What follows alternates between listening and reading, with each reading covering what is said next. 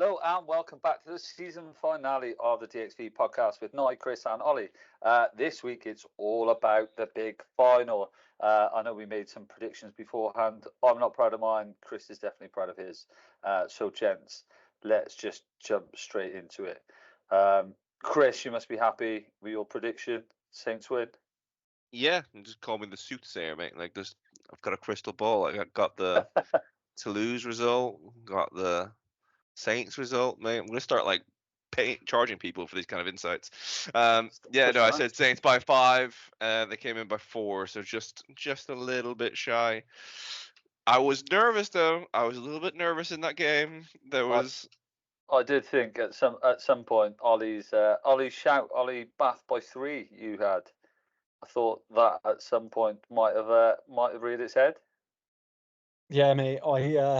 I chose to back them. Unfortunately, it didn't come through. I was genuinely heartbroken, and yeah, it made for a fairly unpleasant sort of Saturday afternoon after the final concluded. But I still think if Obano hadn't come off, you could see like every single Bath player on that team gave it their all, and they played a really, really good kind of 80 minutes against, an awesome Saints side. And, if just a couple of things, if the ball had bounced a certain way a couple of times, if Finn Ross had did he miss 2? I think he missed 2 penalties. On, if he'd made those, I could definitely have seen it going Bath's way. I think as well, it wasn't even like Saints' best performance of the season, right? They didn't play particularly well. Bath played really well. It kind of galvanized them, that red card. They came back around and really started attacking it, which was good. Defense was immense. I think they won Bath was winning the physical battle throughout that game. Like, you just watch. I'd love to see like the gain line percentages of like how often their carries are going over, because it would have been quite high because their big players really turned up for those kind of moments, and did a lot of the work to get them so close. And like they led, there's a point in that game not far from the end where they were leading, and if not by a little sleight of hand and a bit of magic from Hendy and Mitchell, then they'd have probably had the Prem. But I was thinking about this over the weekend actually. I was like, that is kind of almost like a defining factor of great teams, right? It's not that like you can win when you're playing well; it's that you can win even when you're playing crap. And that is a defining thing. Courtney Laws said it, and I sort of get annoyed by that, sort of like the comments, like, "Oh, I'm really annoyed. Like we played rubbish, we played this, we played." And I was like, a certain amount of that you have to give credit to Bath, because there's a reason why you're not playing well. And it's because Bath are smashing you. Bath are shutting you down. And Bath, I think, Spencer as well did a really good job. He contained Mitchell so well. Mitchell down. He was on his back. And I think sort of they sit there and you almost go like, oh, well, it wasn't them, it was us. And I go like, well, no. There's a reason why you didn't have a great game. And that's because Bath forced you into that. But like Courtney Laws went on to say, he was kind of like, we just find a way to win. And they've shown it throughout the season. I think when you look back at some of the games that could have gone either way, you sort of always got to back them in that last 20 minutes because they just always managed to do it. They just always managed to find that penalty, that try out of nowhere, that sort of extra bit. And you had a feeling it was always on from Obano, and obviously sort of Bath really did sort of galvanise and that come in key moments. I think sort of like Russell hitting that 50-22. That was beautiful, sort of by the way. That was so smart. Yeah. And it was right at a pivotal point where they didn't have that much possession at that point, and Bath sort of got it from a turnover. He'd sort of turned, dinked it, and suddenly they're right down, sort of 10 metres off try line, putting pressure on again.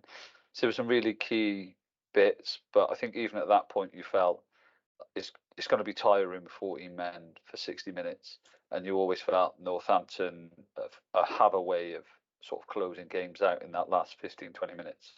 I think it was a little bit ominous, but you sort of, from that red card on, you always felt that Northampton was in it.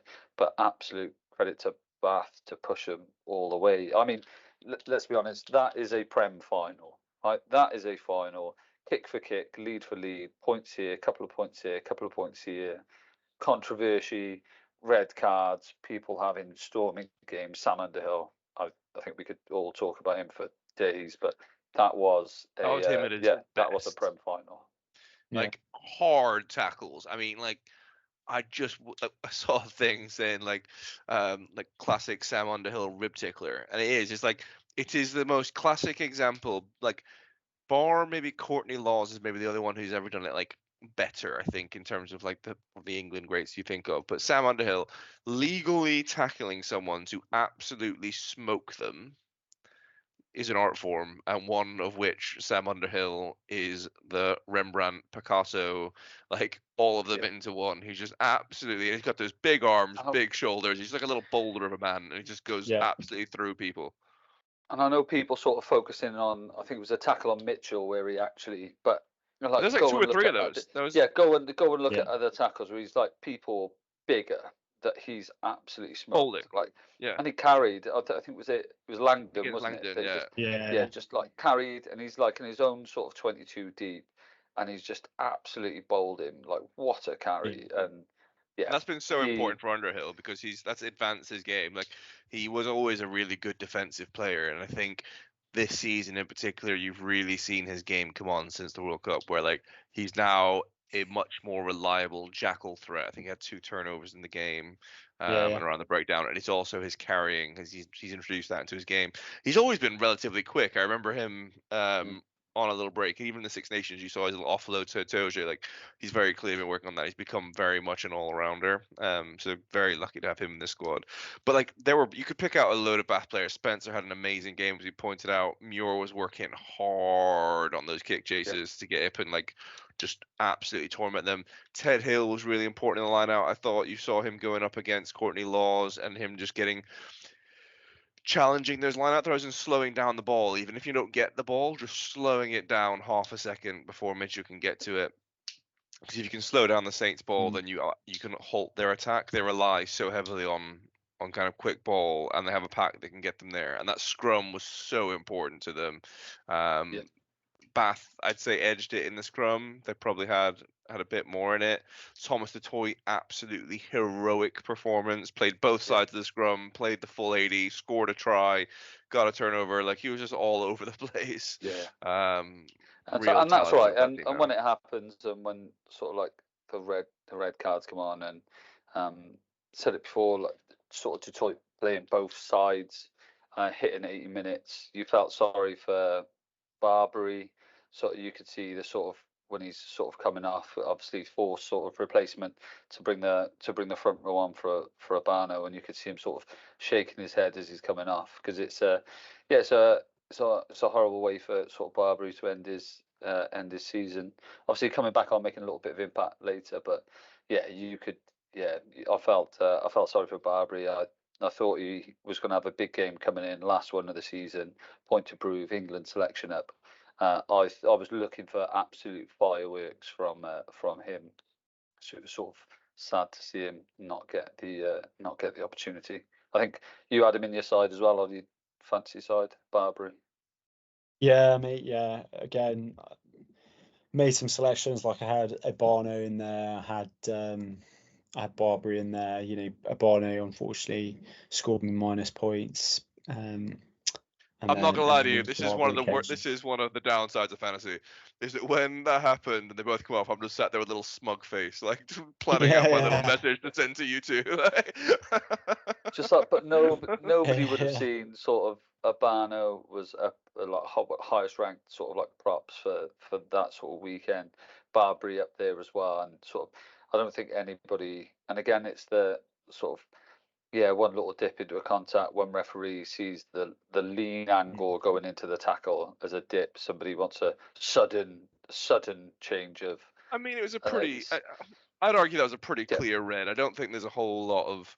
You could argue too much about that being a red. It's just unfortunate that and the thing is, no one goes to do that on purpose, right? No one's like, I'm going to take your head off in a Prem final, knowing full well that it's going to take me off the pitch and out of the game when I've just established scrum dominance and like everything's kind of going our way. I'm in line for England selection, all that kind of stuff. But it's yeah, it is just unfortunate for him. But it ended up the game ended up being great. It had all the drama that you need, all the drama that you want, and it was really, I think it was a really good game actually. My wife had a few friends around, and I was just kind of sent to the living room to watch on the telly with a beer and told to keep quiet, which I did not follow those instructions very closely. I think it's now gotten to the point when the wife sends him. I think it's now gotten to a point where the wife sends a message around the group in the neighborhood being like, if you hear any shouting, it's probably Chris. He's watching rugby. We're not having a domestic. Yeah. That's a pretty common on my. Please don't go, please. Start watching rugby and the dogs sort of make their way upstairs to go to sleep. And cat finds a way to like pop out for a walk. My son's kids start knocking on the door asking if everything's all right. Standard. Who were your guys' best performers then from the straight onto the fantasy? Let's go. Yeah. So I had Furbank, who was my best. He wasn't the best in the game. I did a little bit of work, and I'll put it out later on. Maybe not tonight, but I'll put it out tomorrow about who kind of the ideal team, the maximum team you could have picked with an unlimited budget, obviously, because people got very upset about the budget constraints. But so Ollie Slightholme was a top pick you could have had, but mine was Furbank. I came in with 32.5. Ollie Slightholme came in with 42.5. And in fairness, he had a great game as well. He really kind of staked his claim. That kick, by the way, there is absolutely no way he meant to do that. No, but I was like, I put a post out saying like that is the definition of, when they say like it's amazing how the hardest workers end up with the most luck. I was like, that's 100% the definition of that, because he puts that through in the hope that Mitchell's going to chase onto it under the posts, but he continues the chase afterwards and just gets there because he's got the pace, like just by happenstance. Like I may as well keep running. That was a great little try for him. So he was a top scorer you could have had. Other than that, I had a few decent little additions into my team that other people may not have had. So I'd picked Finn Smith over Finn Russell, which proved to be a mistake, but he still came away with 21.8. Ollie Lawrence, I had the kind of ideal center team as well. Ollie Lawrence came away with 23.6, which I was pretty happy with. What about you guys? Anyone in particular stand out for you? I had Slightholme, so I did pick Slightholme. I did go with a sort of. Yeah, Did you captain him? Did you captain him? No, I didn't. I kept him, so I got 42.5. I had Furbank and Freeman as well, so I went sort of Saints all the way in.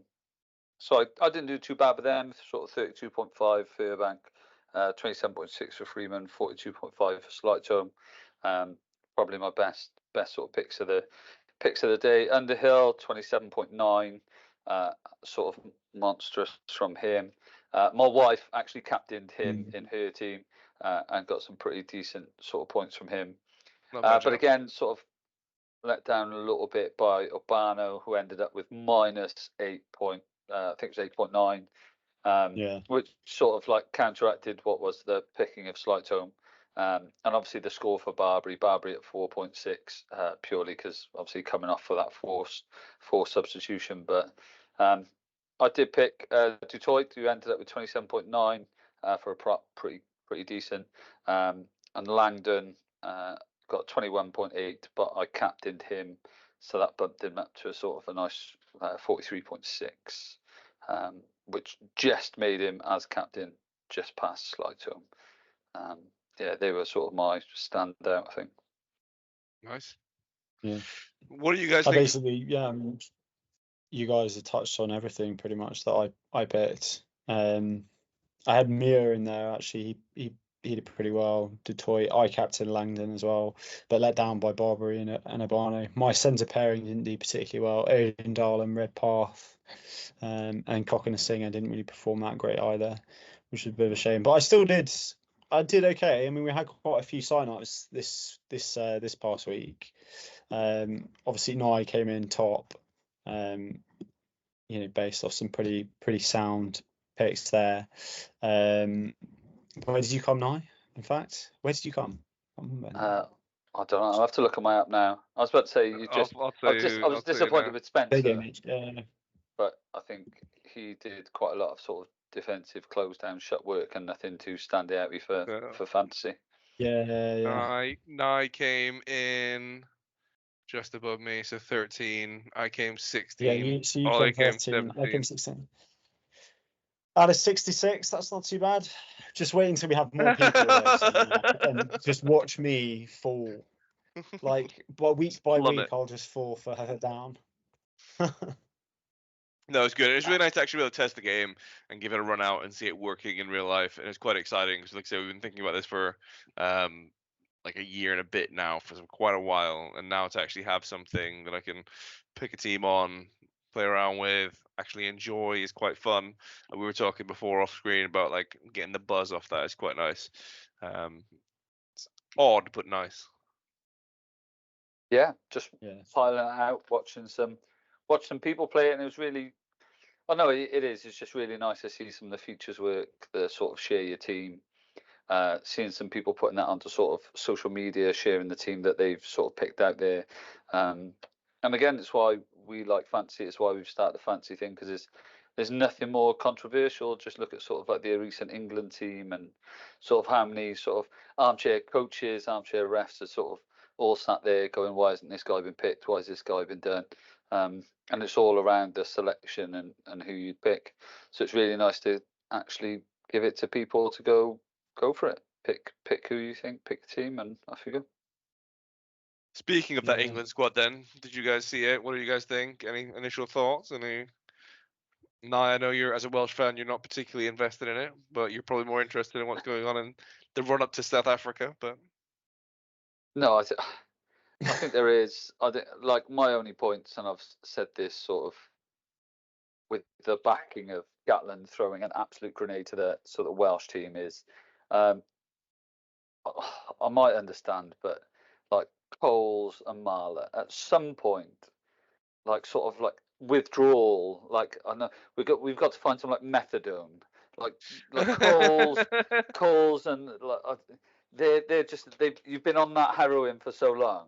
Like we need to find some methadone for you to finally sort of get rid of them and have somebody else in, because I can see what they're doing. Yeah, it's a big, and let's be honest, it's New Zealand, Japan not so much, but two big tests against New Zealand, and I mean that is where you want some known entities. That is where you don't want to be throwing sort of like your young lads just straight into what is an All Blacks team.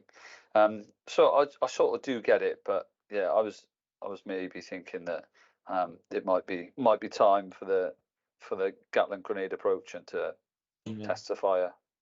We were talking before, Cameron. I was saying that, like, I think I can see the logic in that, because I'm of a similar opinion that, like, you need to bring people in or at least build depth in that position, because particularly around tight head, there's a real kind of lack of options. But then you look at the layer just below, so around the kind of under 20s, starting to make their way into the senior teams of the Prem now, the likes of Asher Poco Forshore, Alafabi Fasagabon, Billy Sella, etc., who are now will start getting their start to think there's a plan of how you probably start phasing them out, or giving them their well-deserved rest. But the problem is, at the minute, they're still some of the best scrummagers in the Prem, right? So, and that's what you want from your prop. That's kind of their primary role. Ellis Genge obviously injured. I think if Ellis Genge wasn't injured, you'd probably have seen the loose heads be Finn Baxter, Ellis Genge, and Benno Obano.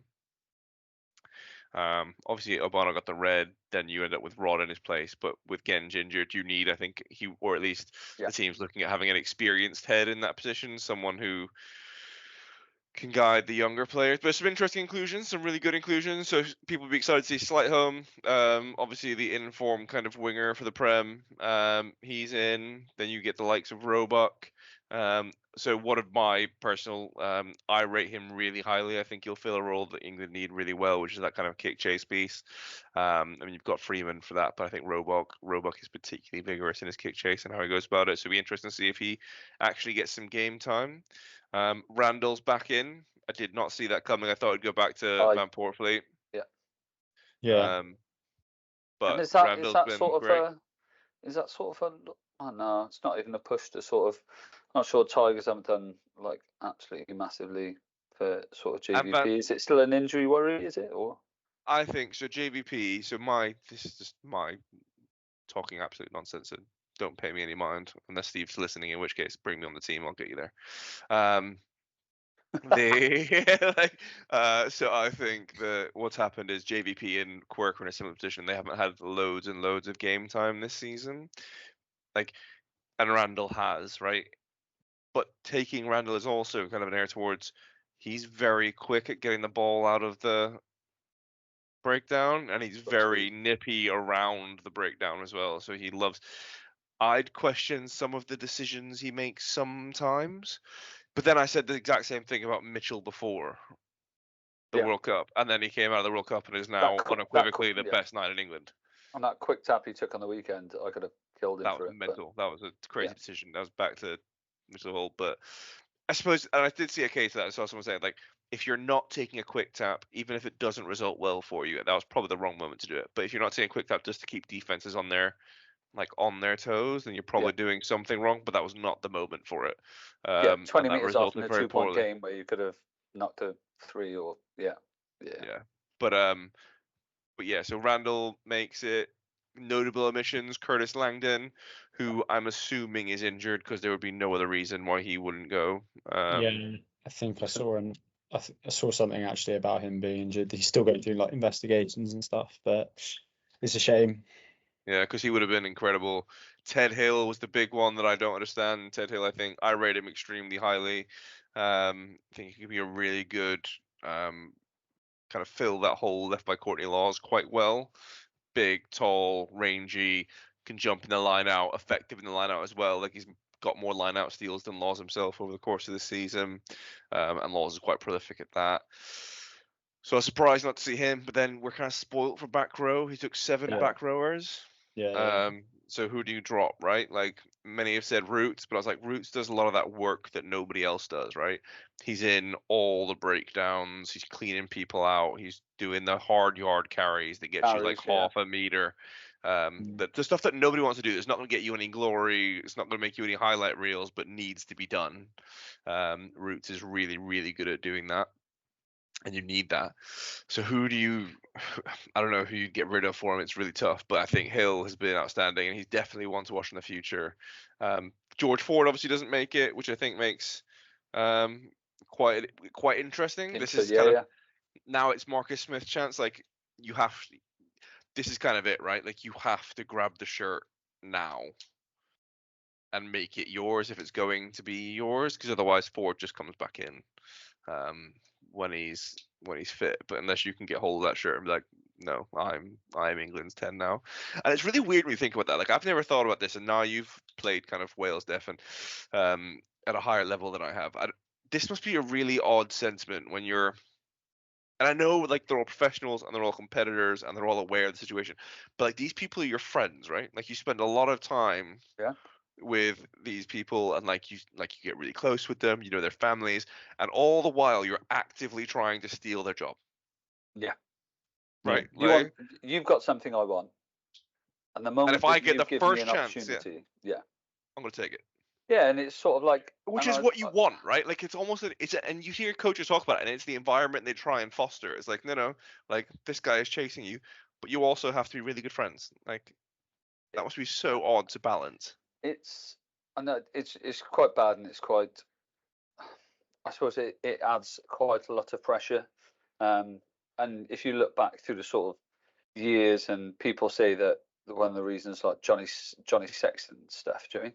Because there was never really anybody to take his spot. And that's one of the reasons that, all right, that might be why people called him sort of a bit arrogant and a bit of this and a bit, but it was kind of there was nobody actually right behind him that was actually pushing him all that sort of way to get it. So you get a bit of a freedom to do what you want, because there's no one there that they're going to sub before. At the same time, especially with new younger players, and go back to other sports, go back to Tom Brady. Do you know what I mean? He only had his opportunity, sat on the bench, not looking to play a game. Got given one opportunity, and pulled it off. But and again, it's take your chances when you've been given them. And for sort of young tens, it's horrible to say, but sometimes, that injury, that sort of fallback, that somebody getting a bit sick, that's your chance. And flip it on the other head. What do you do? Go out and have a sort of bad game because you don't want to take your mates? Like, absolutely not. No, Like, you're no, playing I for the country, completely you're get it. coming But in. it's such an odd. Like, imagine you It's- and I work together now, like, right? Imagine, like, you just knew perpetually, like, I am just chasing your position and you're chasing mine, and I'm trying to oust you and you're trying to oust me. the Like, moment that you're not that's- here, I'm like, stepping in and I'm trying to be better than you. Like, yeah, it's a yeah, really odd dynamic to a relationship between people. Yeah. I've thought about that before. But It's- yeah, so sorry. Ford goes. Yeah. I think you just it is that, and it's like you said, it has to be friendly. It has to be friendly competition, and you need to make it that sort of fostering. And what you'd like to think is that you naturally have sort of like a mentoree sort of like big brother, little brother as like a nice thing. Yeah, 100%. But Which you you still have with want sort that of shirt, right? Ford Like, and have that, and it's even more difficult now because you even looking at sort of Finn Smith, Marcus Smith, like they're both young. They're both competitive. It's not a natural like, give me a couple of years to bring you on because I'm at the point where I'm leaving, and then you can take the shirt on. In which case, yeah, that's not a problem. But the problem is you both got two like young lads now that play different styles as well. So it'd be really, yeah, I think Borthwick hasn't really let on, and it'd be interesting to see sort of who he plays and how he plays them. I think. I think Marcus Interesting. has to start. Marcus has to start. He's got the experience. He's the more senior of the two. Like, if the chance comes up, it's got to, in my opinion, it's got to go to Marcus to at least give him a crack at it and to own. Like I said, you don't get these chances all the time. Yeah. And he's been waiting for a little while now for one such opportunity to approach, And he's now got to grab it. Like, but he's but Mark Smith's had opportunities. He got brought into the Lions, got thrown in there. He's been thrown in and been oh, I given know, but he's always opportunities. been behind. Like, you've always had Farrell and Ford in front of Oh him, yeah. and you've had Russell at the Lions, and it's like he needs like a fairly, and I said this before, like he needs a fairly consistent run before people can make a decision about whether he's gonna be able to hold that 10 shirt down consistently or not. And he absolutely has the talent. I think he just needs a run of games actually in the shirt to do it. But yeah, I think that's probably one of the more interesting ones, is that you've now definitely got, because Ford is injured and can't make the tour, you've now definitely got a choice between Marcus Smith and Finn Smith, so the Smiths. I don't even want to think how many songs from the Smiths are going to get played on that tour, just in that bus ride over just to wind them up. Then you'll end up with, who else was interesting out of the squad? Centers, nothing particularly exciting. You ended up, I mean, you've got Luke Northmore in there, but I'd still expect your center pairing to be Lawrence and Slade, with maybe some Dingwall, Freeman maybe dipping in and out. Back three, like I said, it takes some doing, I think, at this point to oust Faye Wilboso and Freeman, and Furbank. Carpenter went in as well from Sale Sharks. I expect he'll kind of tour. He might get some game time against Japan, and he's been good. He's been a really, like, I rate Carpenter really highly. He's like a robust, gritty fullback, right? He gets the ball, wants to run it, runs it into contact, and when he does get into contact, like, he powers through. He's quite a good little runner. But yeah, I think it's a really strong squad. I'm really quite happy with it. Maybe I would have taken Rusi Tuima instead of Charlie Ewells, but like, that's just for the sake of, that's change for the sake of change, not a great deal. Yeah. Rusi Tuima will have time. So yeah, I'm overall happy with the squad. I think it's going to be exciting, except for the fact the game started at stupid o'clock in the morning, which makes it really uncomfortable when I start drinking beer at 10 to 7. The wife's going to start asking questions. You'll have to watch it in an airport, mate. It'd be absolutely normal. Then. Just start smashing beers at stupid o'clock. But just head down to Heathrow and just start sipping it in the Wetherspoons. Start sinking beers. What do you guys reckon then? I know we sort of touched on it a bit last week. Who do you see will start England first? Who do you see winning Japan and then the New Zealand games? I think there's a really good narrative around the Japan game because Eddie Jones in his first game against England and mentor, mentee, that kind of shindig. But I think I'd be surprised if England lost that game. Yeah. It is designed and set up to be a warm up for New Zealand, right? It is designed and set up to be an opportunity for England to get a run out. A shakeout. Yeah. And everyone's aware of it. But saying that, in Japan and any weirder things have happened under Eddie Jones, right? Like he's done some weird. They maybe it's just Eddie because Jones it's come out like as a stormer. Can't wait. yeah. maybe it is just because like we're so like far removed from it over here. You know, like it's not publicized that much, that like cup that Circuit Japan are in. But like every single World Cup since they beat South Africa, and like most games actually, they've come out fighting, and they play bloody well. And like, I don't know, there's a part of me that like, obviously I'm backing England, but there's always going to be a part of me with like Japan, whereas it like it used to be, you know, rewind 20 years, it was like a sure in blowout. You know, if you got Japan in the World Cup, it would be, you know, you'd be talking maybe 80 points past them. But now it's just like You it's know, so they're definitely a cutthroat. tier 1 kind of Yeah. tier 1, tier 2 country. Like they're definitely competitive, and like you saw Yeah. in the World Cup, like they gave us a run for our money for a little while. Like Yeah. and I don't think it'll be a walkover. I don't think they're just gonna be able to go in and blast 60 points past them. I think it'll be akin to a like Italy maybe, or like perhaps an Italy from the last Six Nations. I know that gives you no comfort now. True. But Yeah. but Yeah. but they're So, probably it's you'd all right expect because Wales are only playing the World Champions, so it's fine. yeah, no big deal. Yeah. You've seen their injury list though. Yeah. They're No carrying Colby some big nowadays, yeah. they're Yeah, no carrying some big Colby, no injuries. Mooney. They're missing some big names. I mean, it's South Africa, so they'll just make new big names. Yeah, But depth. Yeah, like yeah, like they'll just get someone else on the pitch who'll do something crazy, and then they'll be a big name then. But it's yeah, that's a boon to. their subs are carrying more caps than our starters, so I'm not. Yeah, the least of my worries is the South African injury list at the moment. And then you tour Australia afterwards, don't you? Yeah.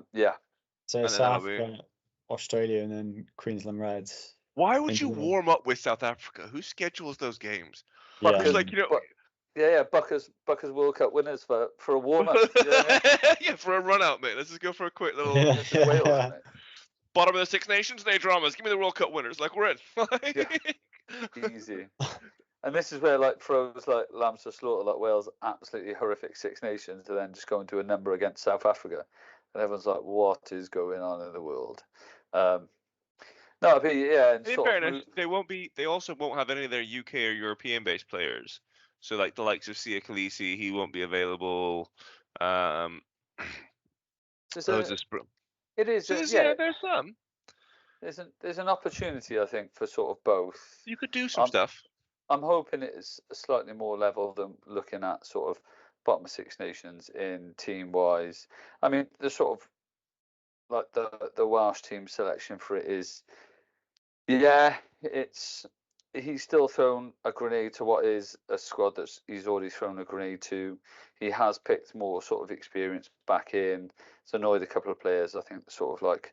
I think it was like Corey Hill sort of announced, or somebody. It's like really annoying to UK-based players, and yeah, sort of Ben Thomas coming in to sort of.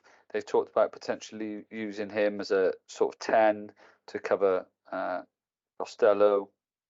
You need someone to cover Costello. Robust 10. I mean, you've got Beaton from Cardiff. You like this young lad that can do it. Yeah, it'd be really interesting to see who he actually goes for. I'm hoping for a bit more balance. Obviously, sort of we discussed last week, sort of Liam Williams, Jack Morgan, Derry Lake, having them back in will make a huge difference. Huge difference to that sort of Welsh team. What's your back row then? Do you think Jack Morgan 6, Wainwright 8, Rafael 7? I think so. I think you've got to go close to that with the sort of. There's a couple of players that I was surprised. But even that, you've got so many. You got Shishima sat there. I think you've got again like Tane Basham's and big names. There's a big, but yeah, I think you've got to start Jack Morgan. Be really interesting to see if he comes back in the same form that he sort of left in, because he left in the form where everyone was sort of screaming at him for sort of Lions captain and stuff, and he sort of left in that form. So it'd be really interesting to see if he comes back into a sort of like a similar form.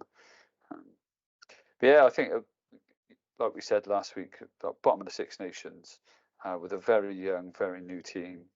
I'd like to think that we're fostering a sort of there's sort of the only way is up from here. And I'd like to think it gives Wales a little bit of freedom now.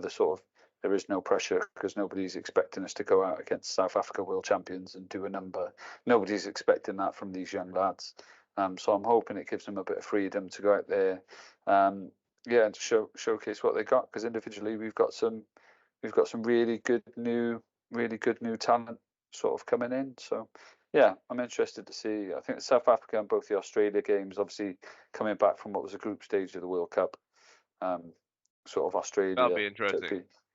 Yeah, not much play out of the World Cup, right? Like, go back to them. They're rebuilding. Coach, they've got a big point to sort of prove, and they'd love to come back and take sort of Wales' scout post World Cup. So it'll be really interesting. It's nice that we've got a like Queensland Reds like fixture at the end, I think, because again, if you are travelling sort of all that way, may as well go and play a game, yeah.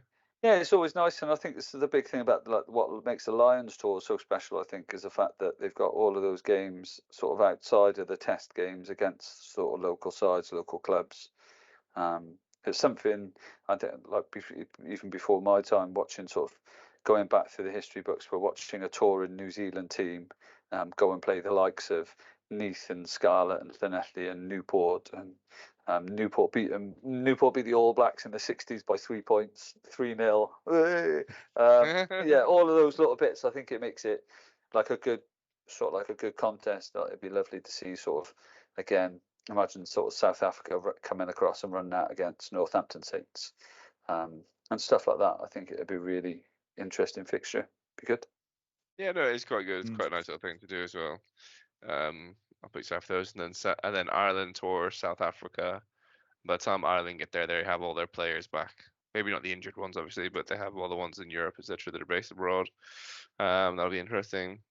Who is Scotland touring? They're touring basically the Americas, aren't they? They're going to play the US.